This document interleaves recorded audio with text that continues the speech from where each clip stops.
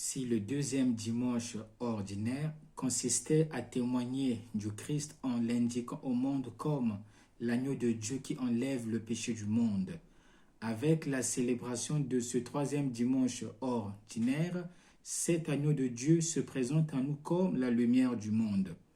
Ce dimanche est aussi dénommé dimanche de la parole de Dieu, institué par le pape François le 30 septembre 2019.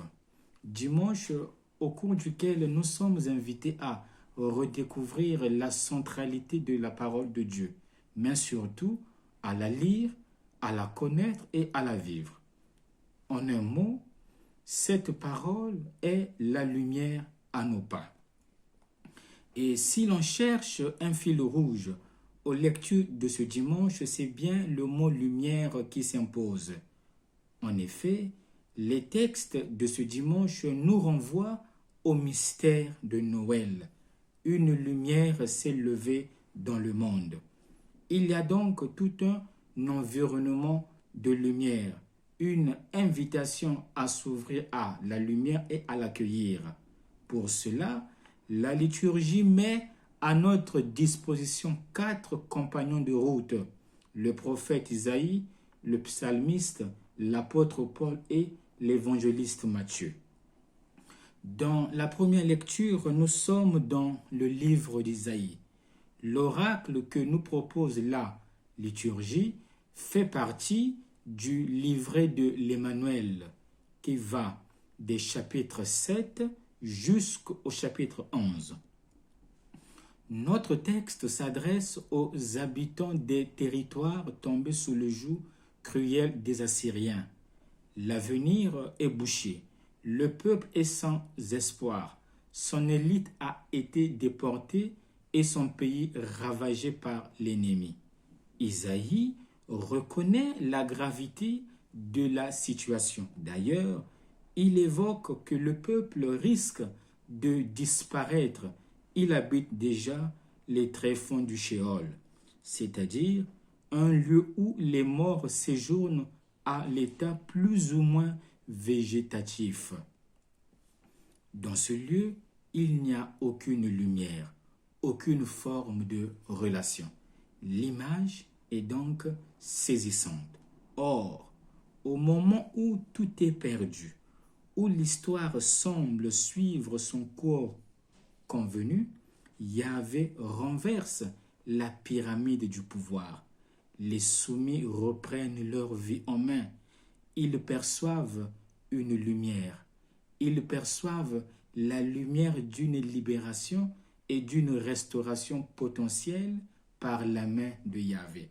En d'autres termes, Dieu contrebalancera l'humiliation par une condition glorieuse de libération.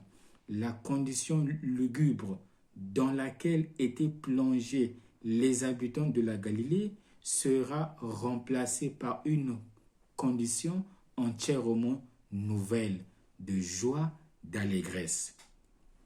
Ce renversement de situation sera l'œuvre du Seigneur. Voilà pourquoi nous avons chanté dans le psaume responsorial « Le Seigneur est ma lumière et mon salut ». Dans les épreuves et les difficultés de tout genre, le Seigneur nous rassure de sa présence. Ne désespérons pas. Peu importe le tunnel que nous traversons, une lumière se lèvera pour chacun de nous. Le Seigneur peut faire émerger la vie là où la mort règne en maître. Le Seigneur peut dévisser là où les hommes ont vissé. Là où les hommes divisent, le Seigneur maintient l'unité. La foi en Dieu ne divise pas. Telle est la monition que l'apôtre Paul adresse aux Corinthiens. À Corinthe, des partis ont été formés, chacun se référant à l'un des grands prédicateurs. Certains se considéraient comme apparentés à Paul, à Apollos et d'autres à Pierre. Pour faire taire les divisions au sein de la communauté, Paul plante la croix de Jésus-Christ comme pour dire « Je désapprouve vos tendances sectaires. Le Christ n'est pas divisé. » Personne ne peut s'approprier et annoncer à sa manière la parole de Dieu, l'image et le nom du Christ. Car Dieu qui est lumière demeure indivisible. Dans quelques instants, juste après la prédication du prêtre, nous aurons l'occasion de réciter le credo en prononçant ces paroles. Je crois à l'Église, une, sainte, catholique et apostolique. L'Église est une parce qu'elle vient du Christ. Il n'y a qu'un seul baptême, une seule foi qui lie les croyants en Christ. La division ne doit pas être le trait distinctif des fidèles du Christ. Une grande lumière s'est levée en Galilée. Jésus-Christ, le Verbe incarné. Que peut-on attendre de cette lumière? Cette interrogation nous introduit dans l'Évangile. L'Évangile nous transporte en Galilée. Pourquoi la Galilée? Matthieu explique le fait avec une citation d'Isaïe qui se trouve dans la première lecture. La grande lumière promise par Dieu à travers le prophète Isaïe trouve sa pleine réalisation en Jésus-Christ, la lumière du monde. Le choix de la Galilée s'explique par le fait que cette localité est une terre religieusement pauvre, une terre de ténèbres et de mort qui attend la révélation salvifique de Dieu.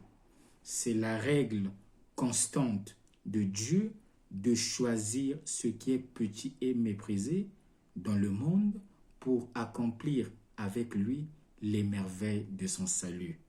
La Galilée entre pleinement dans cette tactique de Dieu. Ce n'est donc pas un choix aléatoire, mais l'accomplissement du plan de Dieu. Que peut-on attendre de la lumière qui s'est levée en Galilée? En Galilée, Jésus proclame la bonne nouvelle. Il appelle, il exerce un ministère itinérant et guérit toutes sortes de maladies. Jésus est précisément la grande lumière qui s'est levée pour illuminer le chemin des personnes plongées dans les ténèbres. Les premiers rayons qui découlent de la vie de Jésus, lumière du monde, sont l'annonce de la bonne nouvelle, puis le choix des 4 premiers disciples. Celui qui rencontre Jésus, qui est parole de Dieu, décide de le suivre, doit s'accrocher à cette parole, la méditer, l'approfondir, trouver les moyens les plus appropriés pour la mettre en pratique. Ta parole, Seigneur, est une lampe à mes pas et une lumière sur mon sentier. Sans lumière, nous perdons vite notre chemin dans ce monde de ténèbres. Le dimanche de la parole de Dieu devient alors une occasion de se familiariser avec les Écritures saintes. Nos familles doivent se procurer d'une Bible afin de redécouvrir la centralité de la parole de Dieu. Une famille sans Bible est une famille sans repère et sèche. La Bible doit être notre lettre d'amour. Devenons réellement amoureux de la parole de Dieu. Car la fécondité de notre vie dépend de la parole de Dieu, comme dit Saint Jérôme. Frères et sœurs, quel est l'enseignement à retenir? Jésus est pour nous la lumière du monde. En Jésus, nous reconnaissons la lumière à suivre. Quelle lumière suivons-nous? À quoi nous convie ce dimanche? Ce dimanche contient une triple invitation. La première, vivre dans la lumière. La deuxième, devenir disciple de la lumière. La troisième, témoigner de la lumière. Que nous reste-t-il à faire? Il ne nous reste plus qu'à conjuguer le verbe accueillir. Accueillons Jésus lumière et devenons à notre tour lumière dans nos milieux de vie. Apportons cette lumière dans notre Galilée, qui est notre maison, notre paroisse, notre milieu de travail. Que le Seigneur nous bénisse et qu'il nous accompagne. Quels sont les rayons qui émanent de notre vie? Bon dimanche à tous.